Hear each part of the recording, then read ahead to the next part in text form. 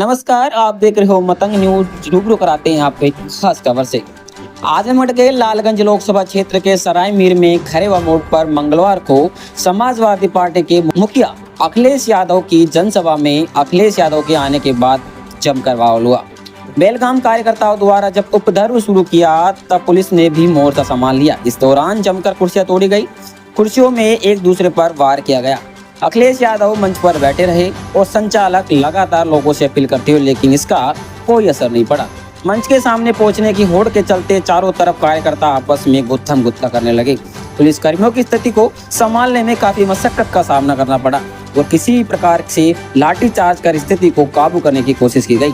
बता दें कि छठवें चरण में आजमगढ़ में 25 मई को मतदान को लेकर अखिलेश यादव की जनपद में यह पहले जनसभा थी, लेकिन इसमें जिस प्रकार हंगामा हुआ वह एक बार फिर सवाल खड़े कर दिया।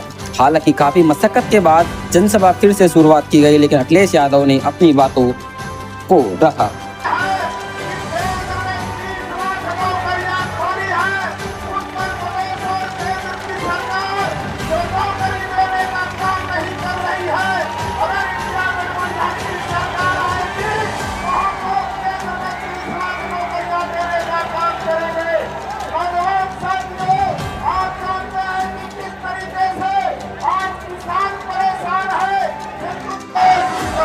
समाजवादी पार्टी जिंदाबाद, अखिलेश यादव जिंदाबाद, जिंदाबाद जिंदाबाद। समाजवादी पार्टी जिंदाबाद, जिंदाबाद जिंदाबाद। अखिलेश यादव जिंदाबाद, जिंदाबाद जिंदाबाद। सुनने के लिए आए हैं, उनसे अनुरोध करता हूँ कि आवे और अपील करें आदरणीय आलम वली साहब।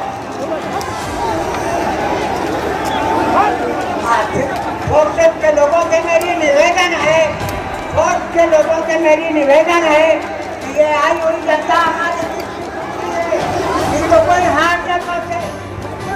पुलिस के लोगों से मेरी निवेदन है कि ये आई हुई जनता यहाँ हमारे दिल का जुड़ा है, इसको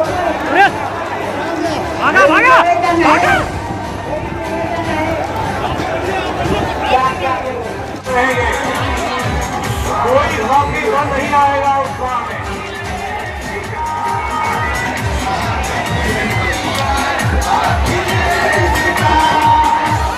बहुत बहुत धन्यवाद। साथियों, आप सभी लोगों का अनुरोध है, धैर्य बनाए रखिए। बैरिकेडिंग के उधर ही आप रुके रहिए। राष्ट्रीय अध्यक्ष जी अभी आप लोग संबोधित करेंगे।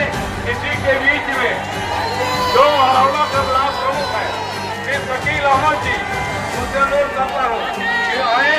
आज एक बहुजन समाज पार्टी छोड़ करके समाजवादी पार्टी में शामिल हो रहे हैं। कृपया ये हाल मत दिखाइए। अरे क्या कर रहे ये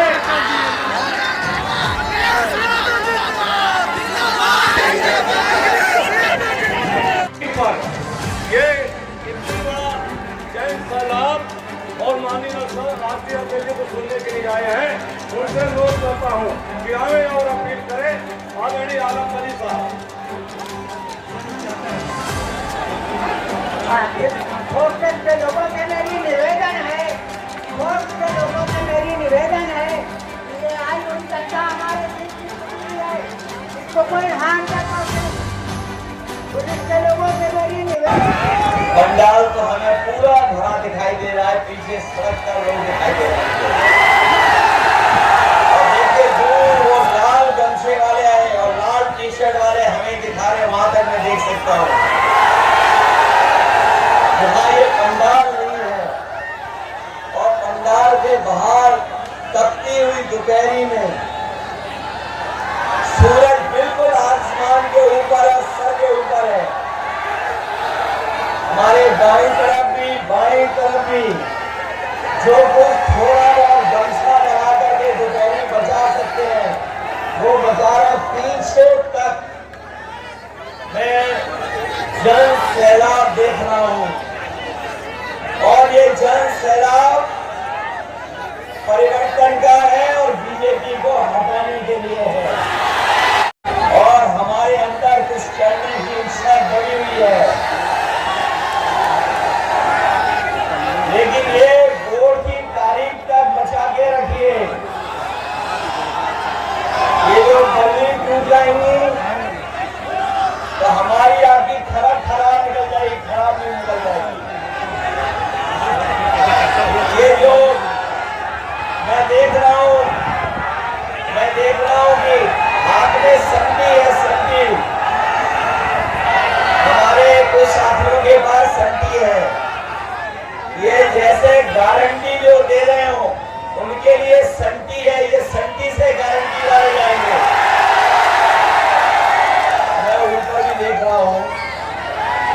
जहां हमारा स्ट्रेस जुड़ रहा है।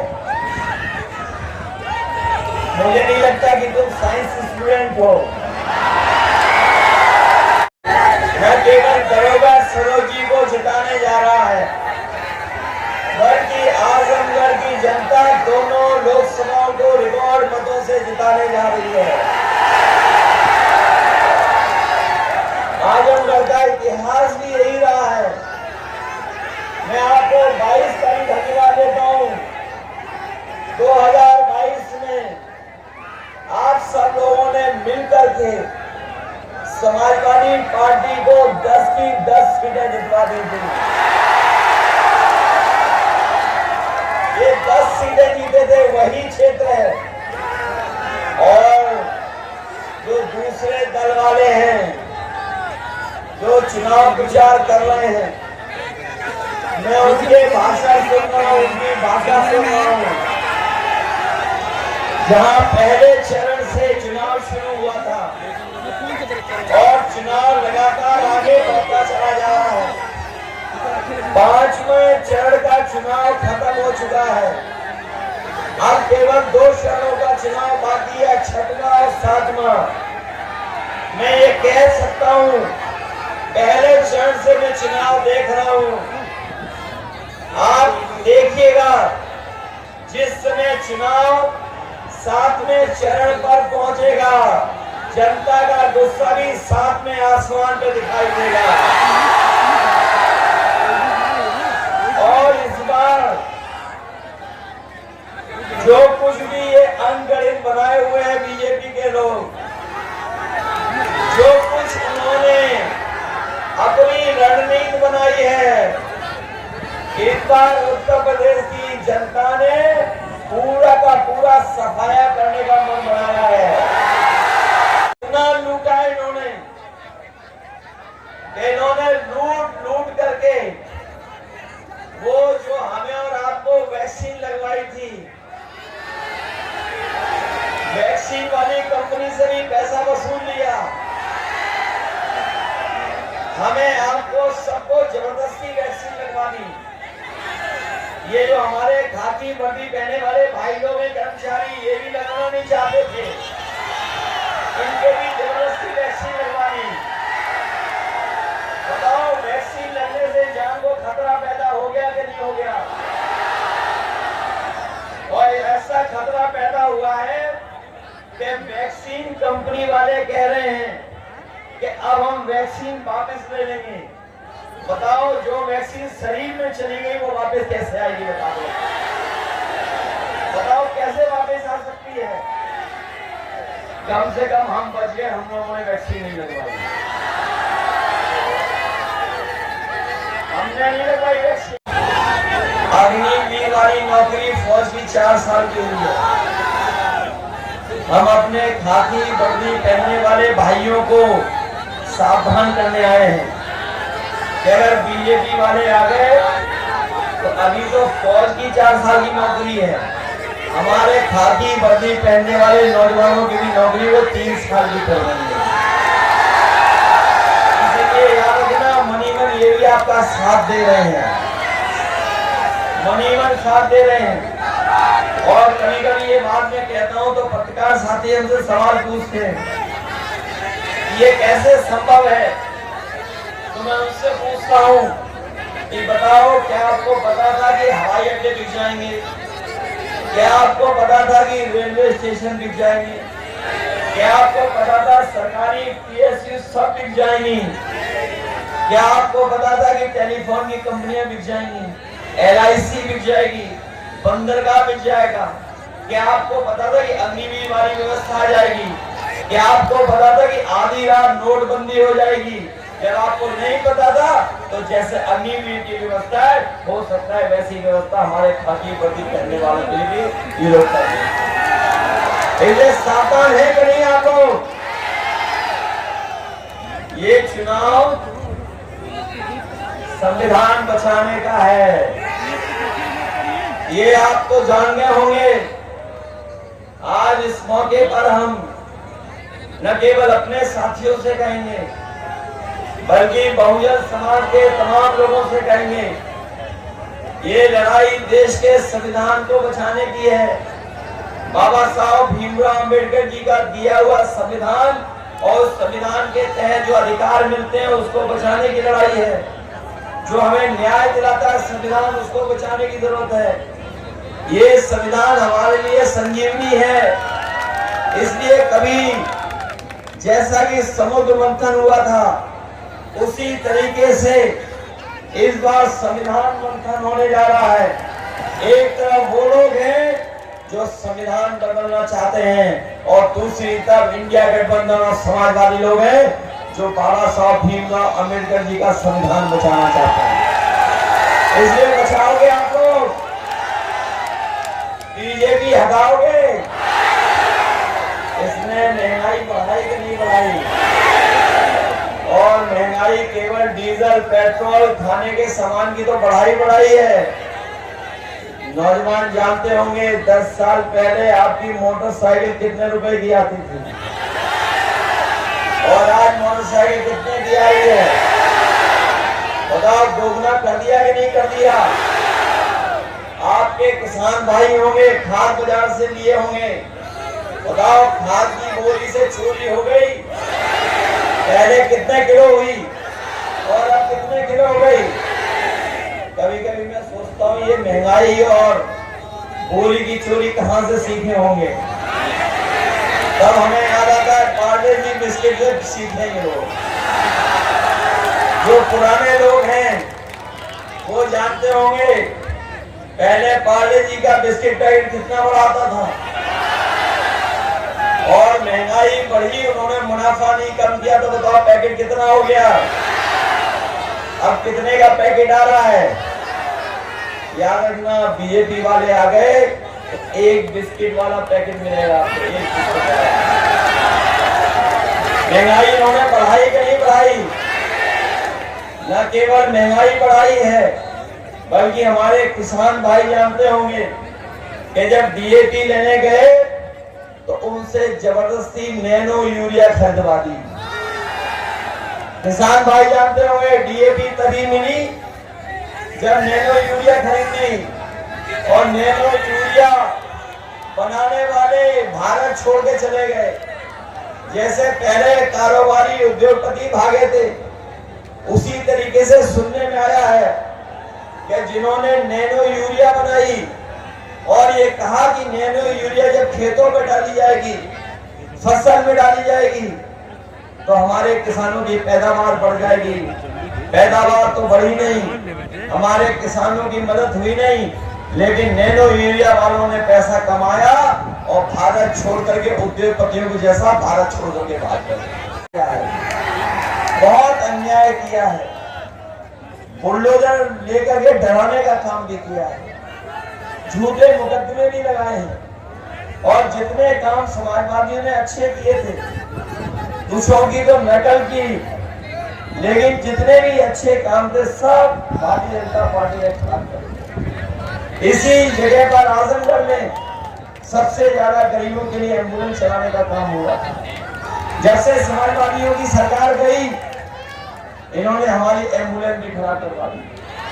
न केवल एम्बुलेंस खराब की बल्कि गरीबों का इलाज अच्छा हो जाए उसके लिए नेताजी ने यहाँ मेडिकल कॉलेज दिया तो जगह जगह अस्पताल बनाए। उन अस्पतालों में गरीब को इलाज नहीं मिल पा रहा है, मेडिकल कॉलेज में भी जो सुविधाएं जो मदद होनी चाहिए वो नहीं दे पा रही है।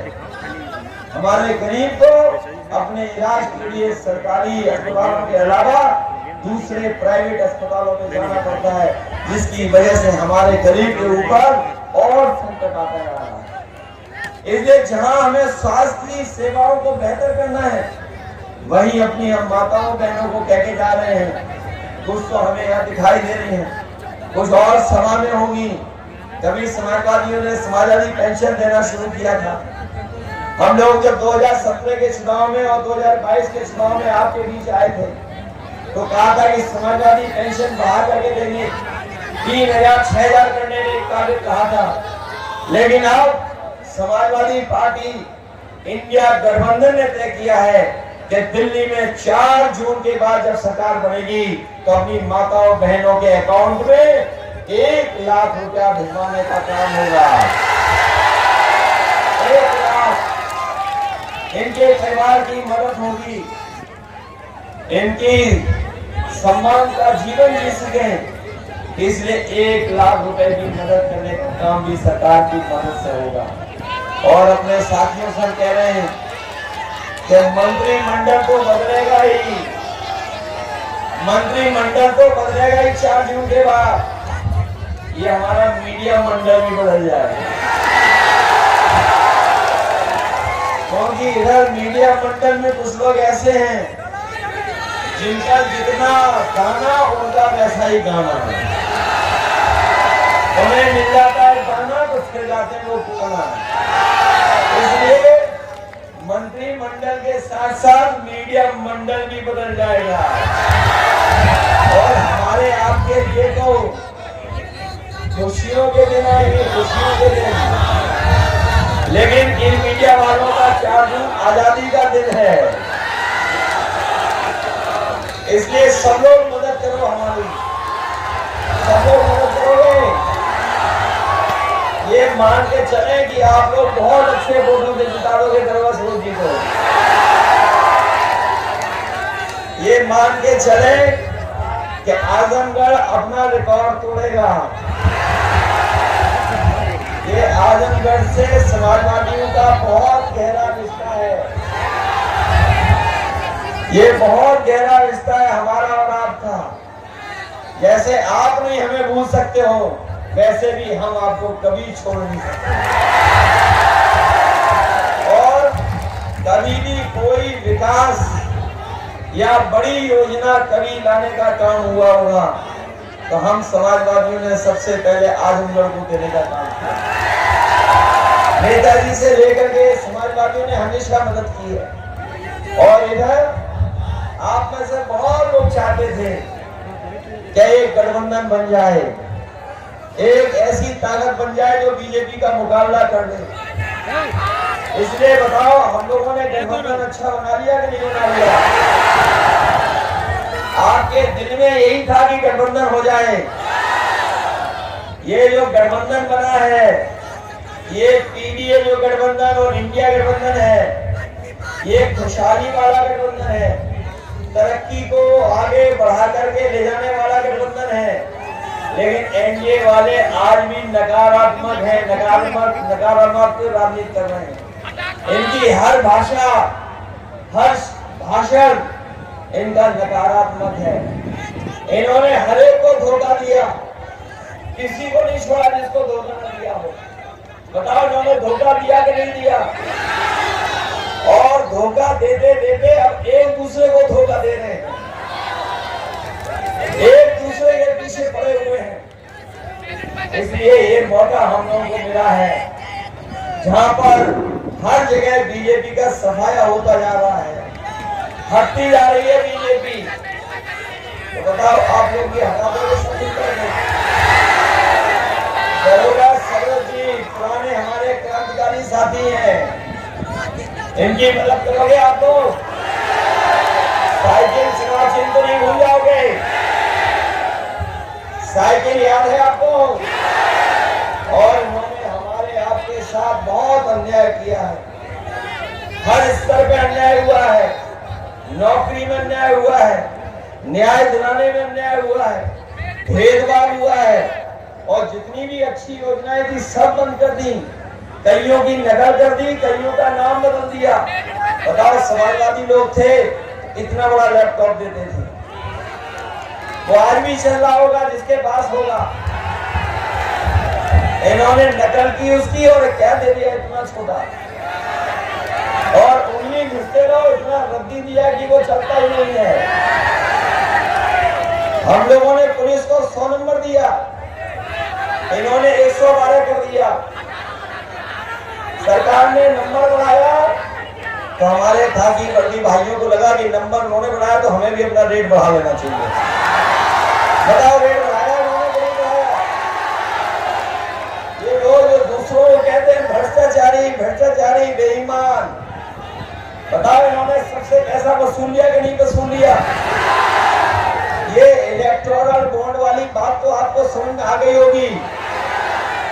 1,000 करोड़ रुपए वसूल लिए, 600 करोड़ रुपए वसूल लिए, 500 करोड़, 400 करोड़, और जिससे वैक्सीन लगवाई हमें और आपको, उससे भी पैसा वसूल लिया कि नहीं वसूल लिया। और बाजार में जाओ, पहले बुखार ठीक हो जाता था, 500 mg की प्रदान करने आए हैं। और ये भी बताने आए हैं कि याद होगा आपको, राशन में न जाने क्या क्या दे रहे थे बीजेपी वाले, और अब राशन में क्या क्या मिल रहा है। पहले से राशन में कटौती हो गई कि नहीं हो गई,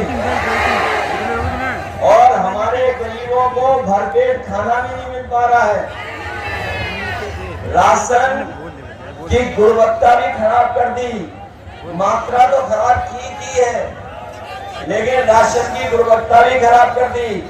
इसलिए समाजवादी पार्टी और इंडिया गठबंधन ने तय किया है कि आने वाले समय में सरकार बनने पर हमारे गरीबों का राशन की मात्रा बढ़ेगी, और जिस तरीके से संपन्न लोग, बड़े शहरों में गुणवत्ता जिसकी अच्छी होती है, और जो पौष्टिक पैकेट का आटा है, वो भी हम समाजवादी लोग अपने गरीबों को पौष्टिक आटा के साथ साथ डाटा फ्री दिलाने का काम करेंगे।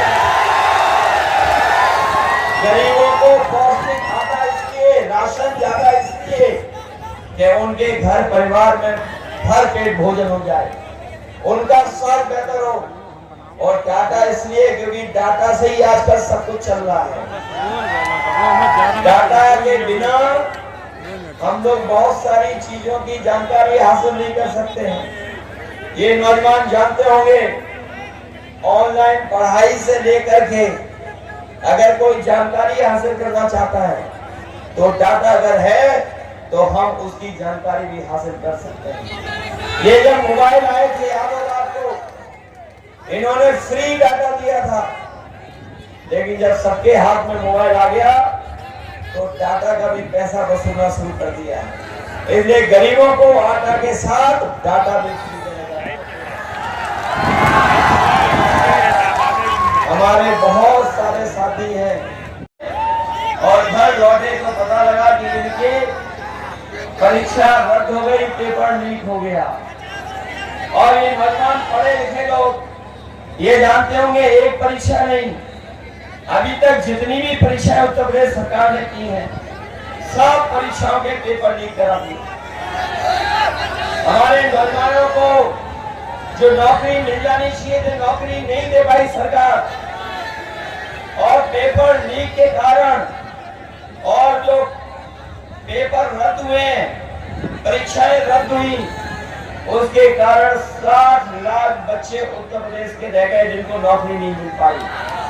यही 60 लाख इनके परिवार के माँ बाप को अगर हम जोड़ दें तो सोचिए कितने हुए, 3 गुना 60 लाख, 1 करोड़ 80 लाख। और यही 1 करोड़ 80 लाख जो प्रभावित हुए हैं परीक्षा रद्द होने की वजह से, लोकसभा 80 से अगर हम बाहर दे देंगे तो हर लोकसभा से 2,25,000 वोट कम भारतीय जनता पार्टी का होगा।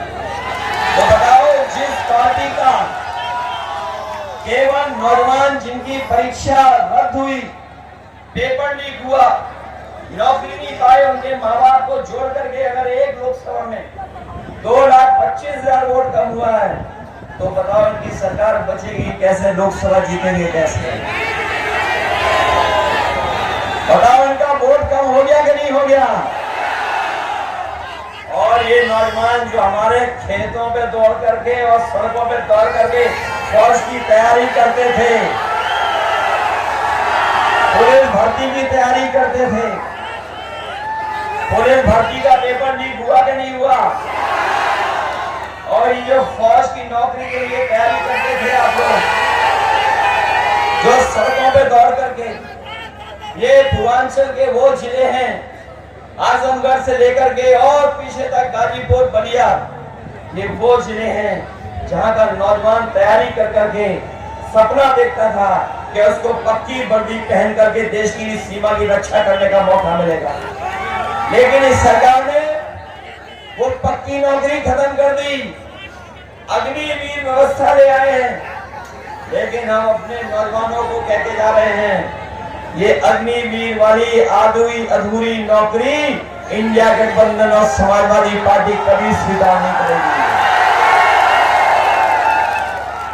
सरकार बनेगी तो फौज की नौकरी भी बढ़ाएंगे और पक्की वर्दी के साथ साथ पक्की नौकरी भी देने का काम नौजवानों को। न केवल फौज में नौकरी बल्कि 30 लाख सरकारी नौकरियां जो बीजेपी ने नहीं दी, वो इसलिए नहीं दी क्योंकि वो जानते थे कि अगर सरकारी नौकरी दी जाएगी तो हमारे तमाम पीड़ित परिवार के नौजवान और बच्चों को भी नौकरी मिल जाएगी। इसलिए नौकरी नहीं दी। और जो पेपर लीक हुए हैं, ये पेपर लीक नहीं हुए हैं, आपको नौकरी तो मिल जाए इसलिए जानबूझ करके पेपर लीक किए हैं। इसलिए 30 लाख जो दिल्ली की सरकार की नौकरी खाली है, वो नौकरी दिलाने का काम भी नौजवानों को होगा। आपको नौकरी दिलाने का काम हम लोग शुरू करेंगे।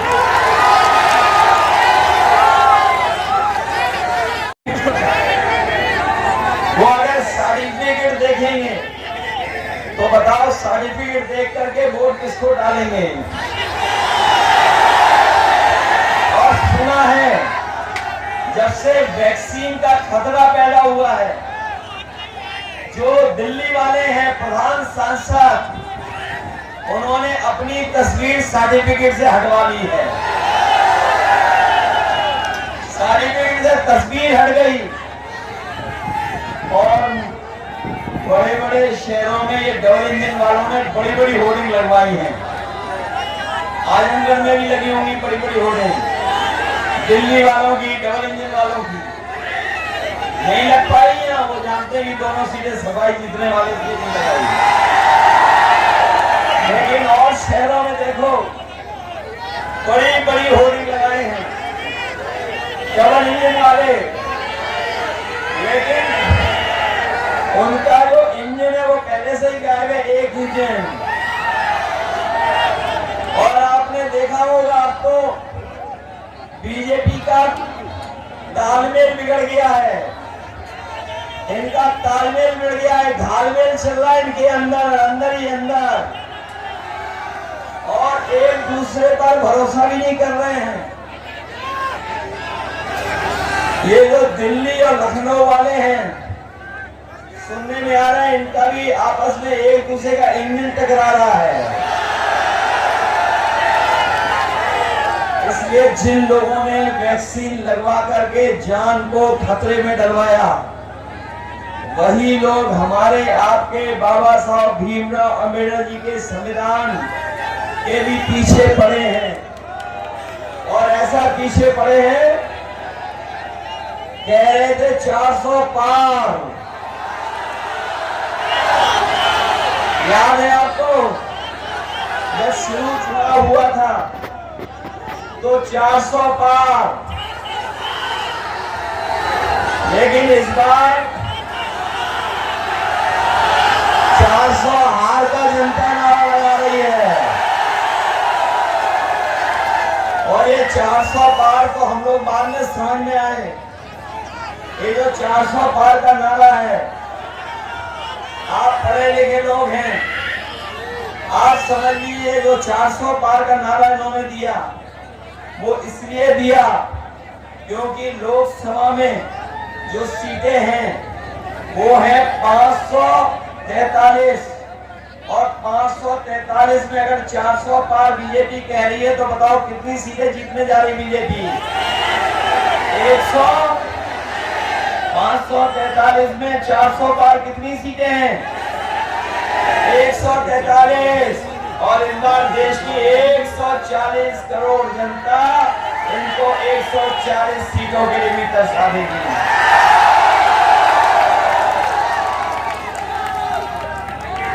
इन्होंने वादा किया था हमारे किसान भाइयों को कि किसानों की आय दोगुनी हो जाएगी। बताओ, किसान भाई हैं यहाँ, खेती बाड़ी करने वाले लोग हैं, किसी की आय दोगुनी हुई हो तो बताइए। ना आय दोगुनी हुई और ना ही फसल की खरीदने के लिए कोई इंतजाम किया। पैदावार की कीमत तो दूर, लेकिन इनके कार्यकाल में लगातार लागत बढ़ती चली जा रही है। जो हमारा किसान है, गरीब है, गांव में रहने वाला, वो जानता होगा खेती बाड़ी जब करने जा रहा है तो उसकी लागत बढ़ती चली जा रही है और जो कर्ज है वो भी बढ़ता चला जा रहा है। इधर आपने देखा होगा, सुना होगा, पढ़ा होगा कि बीजेपी की जब से सरकार आई है, इन्होंने बड़े बड़े उद्योगपतियों का, बड़े बड़े कारोबारियों का, जो मालामाल लोग हैं, उनका कर्ज माफ कर दिया। 25 लाख करोड़ इन्होंने अभी तक 10 साल में उद्योगपतियों का कर्ज माफ किया है। और जब इन्होंने कानून बनाया तो कानून ये बनाया कि जिन लोगों का 5 करोड़ से ऊपर का कर्ज है उनका कर्ज माफ होगा, लेकिन हमारे गरीब किसान, गांव में रहने वाले लोग, उनका कर्ज लाखों में है। इन्होंने लाखों का कर्ज माफ नहीं किया, इन्होंने 5 करोड़ से ऊपर वालों का कर्ज माफ किया है। हम अपने गरीबों को कह के जा रहे हैं, जब से इंडिया गठबंधन बना है, समाजवादी पार्टी, कांग्रेस पार्टी और अन्य दल साथ आए हैं, ये तय कर लिया है कि अगर बीजेपी ने बड़े बड़े लोगों का कर्ज माफ किया है तो 4 जून के बाद जब सरकार बनेगी तो हमारे गरीबों का, किसानों का, गांव में रहने वालों का भी कर्ज माफ होगा। जब ये 25 लाख करोड़ मांग रहे हैं, जो सूचना आ रही है, उसमें केवल एक पे लड़ाई में है हम लोग, एक में लड़ाई में है केवल, वो क्यूटो, और बाकी सब सीटें बीजेपी हार चुकी है। आपने इनके नेताओं के भाषण सुने होंगे, बड़ी पुरानी कहानी सुना रहे हैं, पुराने जमाने वाली, और वही घिसे पटे डायलॉग जो जनता सुनना नहीं चाहती है, जो घिसे पटे डायलॉग बीजेपी के लोग बोल रहे हैं, उन घिसे पटे डायलॉग को कोई सुनना नहीं चाहता है। और इस बार जो जनता ने मन बनाया है, ये जो हमारे आपके पीडीए परिवार वाले लोग हैं, ये पीडीए परिवार ही एनडीए को हराने का काम करेगा इस बार। इनकी कौन सी बातें याद दिलाएं? इन बीजेपी वालों की हर बात झूठी निकली है, इनका हर वादा झूठा निकला। और पिछले 10 साल का अगर हिसाब किताब लगाएंगे तो बीजेपी की ये सरकार जो 10 साल चली है, लूट और झूठ के साथ चली है।